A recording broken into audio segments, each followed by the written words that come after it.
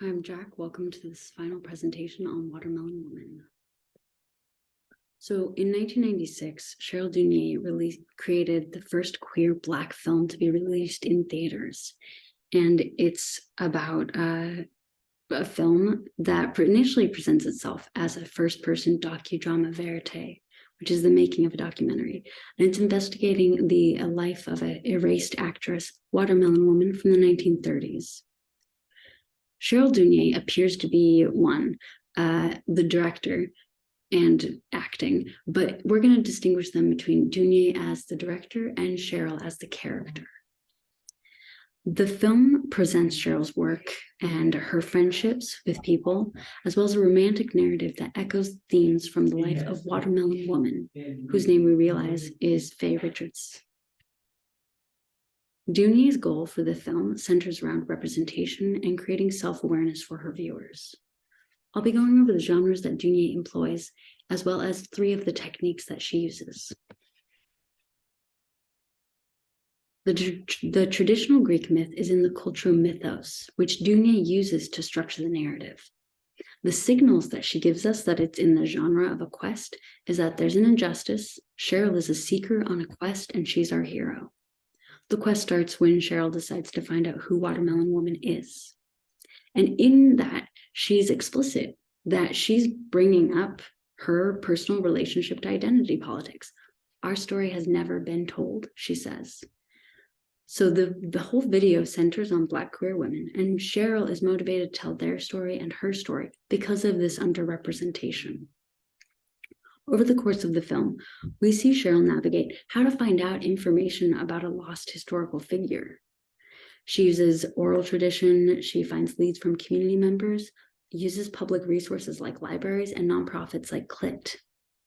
However, there's a lot of gatekeeping and a lack of information, which is indicative of the value that culture had for Black women because they didn't notice them. They don't have records of them. In the end, Cheryl completes her quest by presenting a satisfying visual biography of Faye Richards.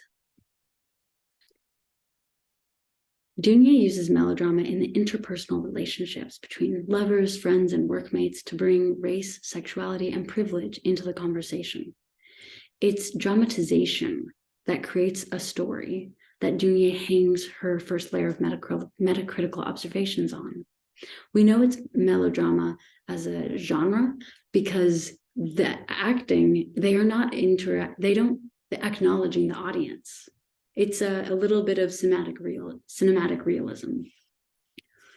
So the examples of melodrama are Cheryl and Diana's sex scene. What's significant about that is that it's 2 different skin tones, close-up of body parts. It's representing and highlighting lesbians and interracial relationships, which are underrepresented in dominant media. Cheryl and Tamara on the steps. Tamara accuses Cheryl of self-loathing, wanting to be white, and her girlfriend wanting to be Black. Dunye is making an observation here that this is a dialogue that happens in Black community. So it's representing the conversations had in Black community, and Dunye is bringing it up as a way to explore if interracial relationships are okay, and showing Tamara's perspective, which is representative of some people in the Black lesbian community. So then Cheryl and Diana's last scene. Tamara's words about Diana having a fetish for Black people got Cheryl thinking. So when Cheryl realizes that Diana's had 3 Black male lovers, she leaves because she assumes or doesn't want to know for certain that she's been betrayed. And what Dunye is saying here is that she's bringing the other side of what Tamara says. Tamara's like, don't get fetishized. What are you doing? And Cheryl is like, oh, I guess fetishization could be happening. So she's bringing both sides of the argument. Tamara's being exclusionary, and yet fetishization does occur. So Dunye is using first-person documentary, docudrama style, docudrama verite style, mockumentary melodrama, all these different styles and genres that break up the classic cinematic narrative that allows one to be immersed in this story and instead are aware of the creators making Watermelon Woman. And this is what makes it avant-garde. So Cheryl's on a quest, right? And in revealing the quest at the end as a hoax that Dunier and her team made it up, that revealing of the fabrication shows the audience that there's more going on than meets the eye. She's giving the audience an awareness of the thought process that went into making the film, and this shows the cinematic apparatus. Once they're aware of the hoax, it adds a new layer of meta commentary. So the film's operating at two levels. Transparently, it's a docudrama verite, and less evidently, it's a mockumentary. And when the hoax is revealed, it brings up truth discourse. Film has traditionally been a way to represent reality, and documentaries especially have a claim on authenticity. But documentaries, like every genre, have codes and conventions. The codes and conventions for documentaries signify to the audience that what they're seeing is reality. They're a fly on the wall. However, documentaries aren't actually an unbiased, authentic portrayal of reality because all filmmakers imbue their films with their values and biases. And Cheryl realizes this. She acknowledges that she wanted to use the camera to document the search for Faye, which is Dunier on a metacritical level, saying that doesn't really exist. It isn't reality. How does this mock documentary allow Dunier to critically reflect on these topics in dominant media? Well, the mock documentary gives Dunier access to a platform, to a level on which she can make metacritical observations. Okay, first of all, this is a seemingly minor technique, end credits, but Dunier makes powerful use of the end credits by revealing that Watermelon Woman is fabricated. It's powerful because it impacts the viewer as they realize their whole experience for the last 90 minutes is altered. Why are the end credits a surprise? Well, we fully bought into it. So what has us as viewers go through the trapdoor with Cheryl? The codes and conventions, they signal to us. They signal to us and allow us to see a fabricated character as an actual historical figure. So the codes and conventions are observation, which I won't be going over, interactive technique, and expository technique. So interactive technique. Dunier has set up all these interviews, and what they're doing is they're legitimizing the hoax.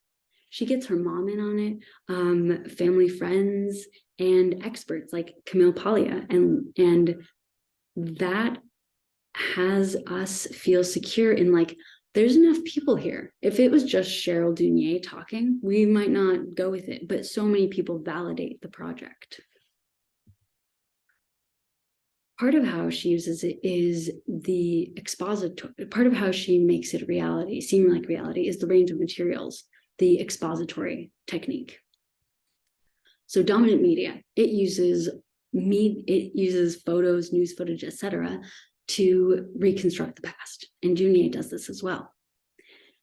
So she uses a wide variety of materials with the appropriate content and the correct quality.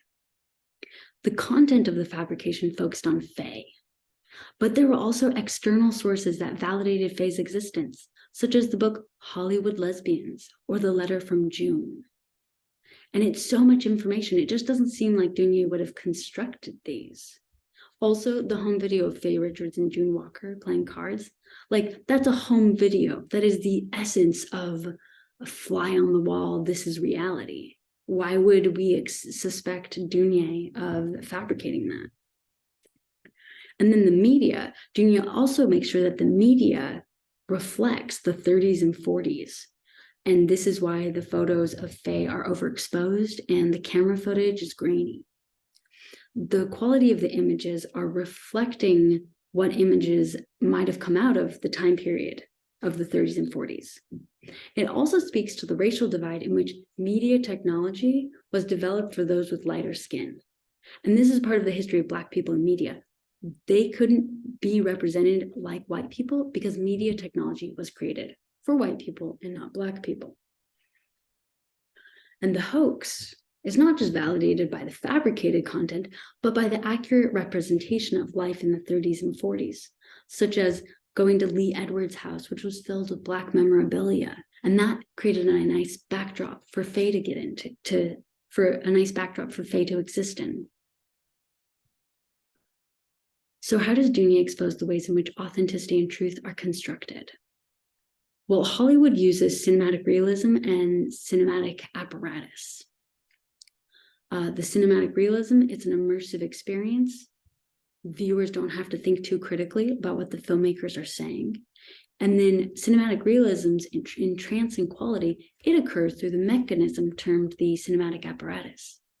Cinematic apparatus is a cloak that covers the creator's or institution's intentions, values, ideology.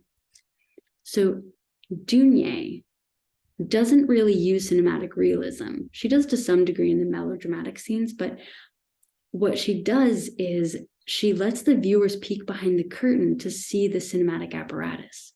She lets them in on the joke that she constructed the whole thing. And this knowledge allows viewers insight to more closely examine what Dunya's intentions are, what the cinematic apparatus, what was happening in the cinematic apparatus. So in the power dynamic between audience and filmmaker, the filmmaker has the power. And Dunya tricking the audience is a power move because it makes people feel vulnerable for being had, for believing a false story. Dunya uses the codes and conventions and then reveals the hoax, which allows the viewers to see their reactions retrospectively. And it tells them something about themselves, like what are their personal narratives around race, sexuality, etc. It also can get viewers thinking about, like, how do they absorb media in general? What things do they assume are true that aren't necessarily true? So what are Dunya's metacritical observations? Well, the first one, she has multiple, but the ones we're going to focus on are the mammy-mistress dynamic. So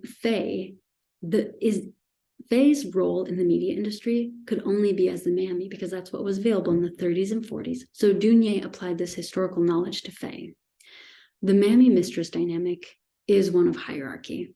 The mammy, who is Black, is there to center the experience of the white mistress. And typically, the role of the mammy is played by a woman who's large, dark-skinned, and desexualized.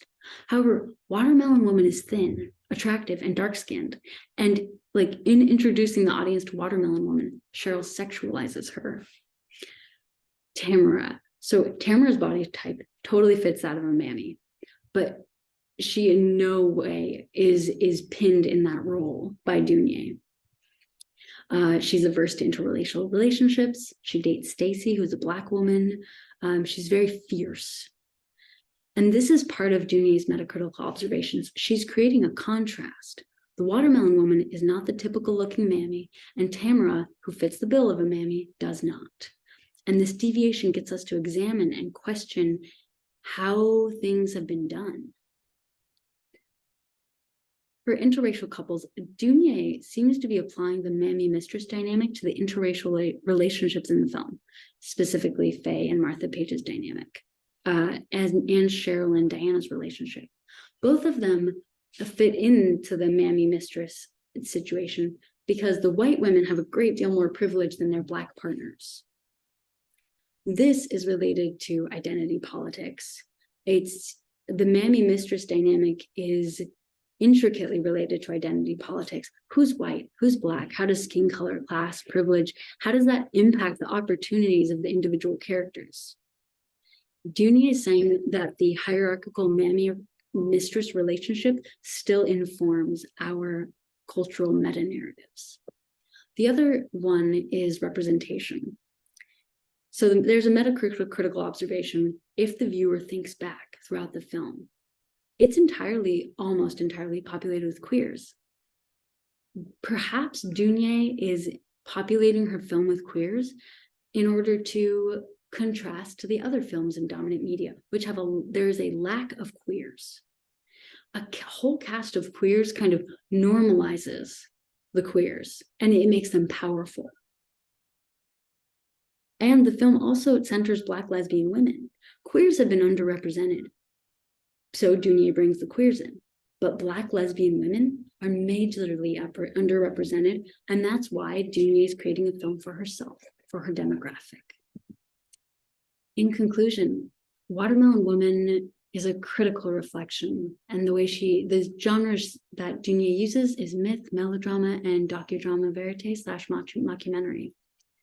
The docudrama verite is supported through codes and conventions until it's realized in the end credits that the film is a mockumentary, which gives viewers a new layer of Dounia's metacritical observations.